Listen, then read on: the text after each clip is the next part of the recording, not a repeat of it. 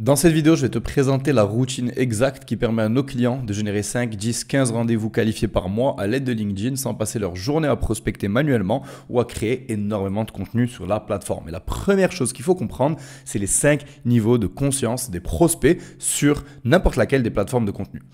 Alors, si tu as des notions en marketing, c'est un petit rappel qui est très intéressant avec quelques nuances, mais si tu n'as jamais vu ça, c'est un des trucs les plus importants quand tu fais du marketing et de l'acquisition. Prenons un exemple, imaginons que vous vendez de la cybersécurité. Une partie de votre marché est tout en bas de cette pyramide et cette partie du marché sera complètement inconsciente de tout simplement quels sont les problèmes et les solutions liées à cette industrie. Peut-être que le fondateur en question ne sait même pas que la cybersécurité est un truc, il ne sait même pas qu'il peut avoir des problèmes de cybersécurité dans sa boîte. Une autre partie du marché sera consciente du problème. Ils savent qu'il y a un problème, ils savent qu'ils ont un problème, mais ils ne savent pas quelles sont les différentes solutions qui existent et comment ils peuvent le régler. Vous avez une partie du marché qui sont conscients du problème et qu'il existe des solutions. Ils savent qu'il existe des softwares, ils savent qu'il y a des entreprises spécialisées dans le secteur, etc., etc. Vous avez peut-être une catégorie de produits particulière. Par exemple, vous êtes une boîte de conseil qui fait de l'anti-phishing, par exemple. Eh bien, la prochaine catégorie de personnes, c'est les personnes qui sont conscientes de la catégorie de votre produit. Ils sont conscients qu'il existe des entreprises de conseil dans l'anti-phishing et que c'est une solution adéquate à leurs problèmes. Et les personnes les plus conscientes, c'est les personnes qui vous connaissent vous déjà, votre entreprise, ils savent déjà ce que vous avez à proposer, quelles sont vos études de cas, et ils sont sur le point de prendre une décision entre vous et un de vos compétiteurs. La majorité des personnes qui créent du contenu font une grosse erreur parce qu'elles parlent seulement à des personnes, par exemple, qui sont conscientes du produit. Par exemple, si vous vendez du SEO, oui, vous pouvez parler aux gens qui sont conscients que faire du SEO, c'est une solution pour acquérir des clients et générer des leads, mais vous dites au revoir à toutes ces autres personnes qui doivent être éduquées et qui doivent réaliser déjà qu'elles ont un problème et réaliser que le SEO est une bonne solution en comparaison avec toutes les autres solutions sur le marché. Et donc, votre rôle avec votre contenu, c'est de faire monter les prospects au sein de cette pyramide, les faire passer de problèmes conscious à solution conscious, à product conscious et à more conscious, donc more aware.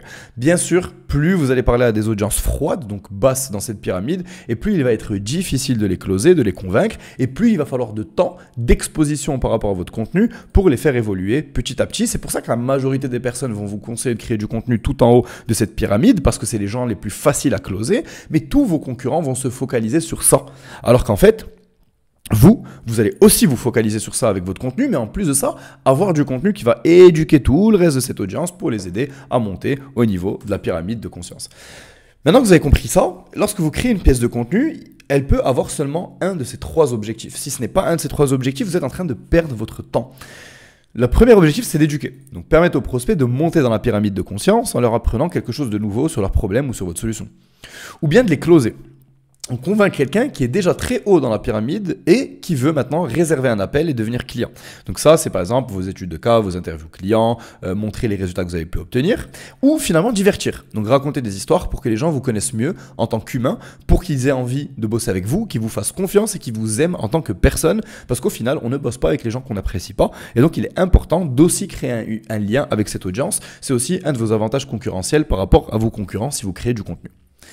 Par contre, ce qu'il ne faut pas faire, c'est perdre votre temps sur des posts de type motivation. Donc, essayez de motiver les troupes, ou parler de votre parcours personnel, ou donner des conseils génériques business qui vous font ressembler à tout le monde. Parce que surtout sur une plateforme comme LinkedIn, où tout le monde utilise de l'IA, la majorité des posts se ressemblent, la majorité des conseils se ressemblent, la majorité des choses sont banales. Et donc, au final, vous allez juste ressembler à la masse et vous n'allez jamais vous démarquer.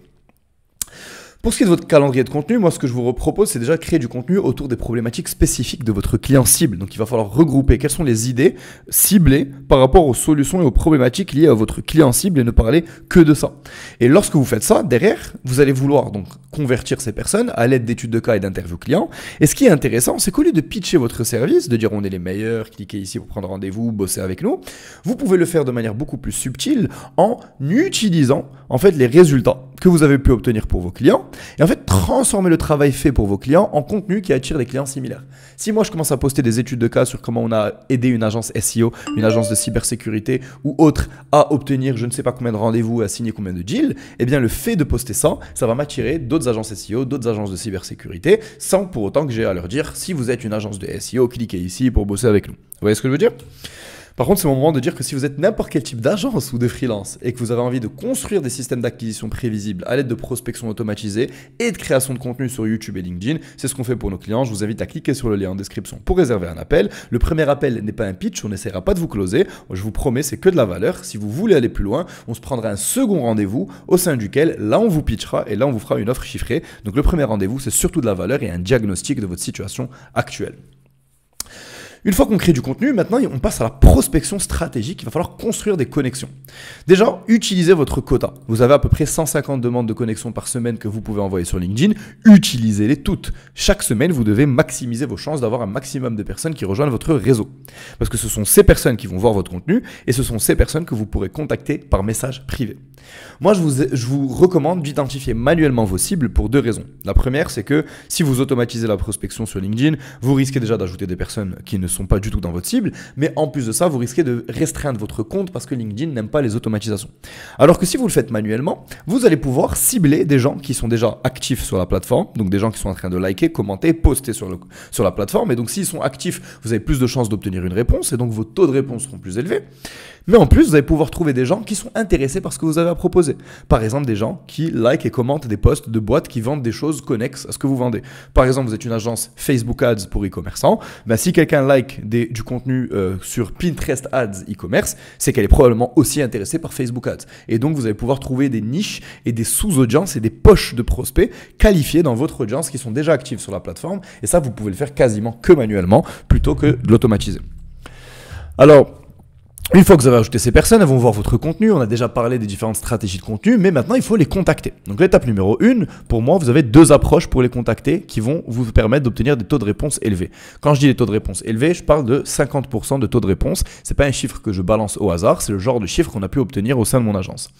Soit vous faites une recherche extrêmement approfondie sur votre prospect et vous apportez de la valeur, donc vous posez une question sur quelque chose qui a un rapport avec son entreprise, quelque chose que vous avez trouvé sur Internet qui pourrait améliorer, ou bien vous essayez de construire une réelle relation humaine et vous essayez juste de réseauter avec les gens, de discuter avec eux et des fois de se prendre des rendez-vous de réseautage pour voir s'il y a des synergies. Étape numéro 2, c'est la transition vers un appel. En fait, là, on va utiliser des sales assets, en général des vidéos YouTube ou des ressources PDF pour éduquer le prospect avant de proposer un appel. Ça va améliorer notre taux de show-up en appel de vente et le taux de conversion. Donc, en parlant avec les personnes, si vous apportez de la valeur ou vous créez une connexion humaine, vous allez déceler quelles sont les problématiques de vos prospects. Et en fonction des problématiques, vous allez leur envoyer de la valeur, des choses qui vont leur permettre de régler leurs problématiques d'eux-mêmes. Donc, vous allez gagner leur confiance et vous allez les aider et vous allez donc créer un rapport, une relation humaine qui va vous permettre d'avoir plus de chances d'obtenir des rendez-vous et de closer ces personnes. Et étape numéro 3, c'est l'optimisation hebdomadaire. Il va falloir prendre 30 minutes chaque vendredi ou tous les week-ends pour analyser vos KPI de la semaine et optimiser une chose à la fois. Donc en fait, il va falloir A/B tester pour avoir des résultats mesurables. Mais quand on fait de l'A/B testing, la pire chose à faire, c'est de changer tout. Changer la cible, changer le premier message, changer le sales asset que vous envoyez lors de la conversation. Et donc au final, vous n'avez aucune idée de qu'est-ce qui cause l'amélioration ou le fait que vos résultats soient moins bons. Alors que si par exemple, vous décidez seulement de changer la cible et rien d'autre, eh bien vous allez pouvoir traquer l'impact que ça va avoir sur vos KPI versus si vous avez changé 2 ou 3 choses à la fois. Maintenant, exemple concret d'approche gagnante. Par exemple, vous pouvez faire une recherche approfondie. Par exemple, imaginons que vous ciblez les e-commerçants. Vous pouvez aller sur Facebook Ads Library, analyser leur créa et poser une question pertinente ou donner un conseil spécifique basé sur ce que vous avez observé. Ou bien, vous pouvez, par exemple, remarquer quelque chose sur leur profil ou sur un post récent et démarrer une discussion sincère si vous êtes curieux et que vous voulez rencontrer cette personne pour créer une vraie connexion humaine avant de parler business. Ces deux méthodes sont les seules qui génèrent vraiment de très hauts taux de réponse et qui vont vous permettre manuellement donc d'avoir des vrais résultats sur LinkedIn. Mais si vous faites du copier-coller manuellement, au final, vous n'avez qu'à créer des automatisations avec les softwares. Le fait de le faire manuellement, ça ne va rien changer. Donc vous n'avez qu'à créer des automatisations, mais je ne vous le recommande pas. Maintenant, si vous voulez scaler votre système, il y a deux côtés. Il y a le côté contenu et il y a le côté outreach. Donc pour ce qui est du côté contenu, vous pouvez, comme moi, écrire votre contenu en batch. Par exemple, écrire 5, 10, 15 posts à la fois et de les programmer en avance.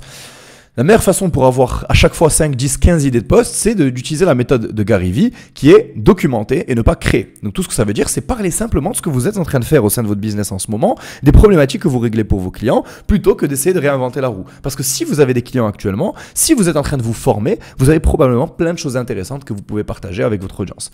Et au niveau de l'outreach, vous pouvez recruter un setter qui est payé à la commission sur des deals closés ou sur les appels générés grâce au setter. Il doit faire minimum 2 à 3 000 euros de revenus mensuels si vous voulez déléguer cette tâche, sinon les personnes ne vont pas rester avec vous longtemps. Maintenant, LinkedIn a mis ses limites, donc seulement 150, je crois, demandes par semaine d'ajout au réseau.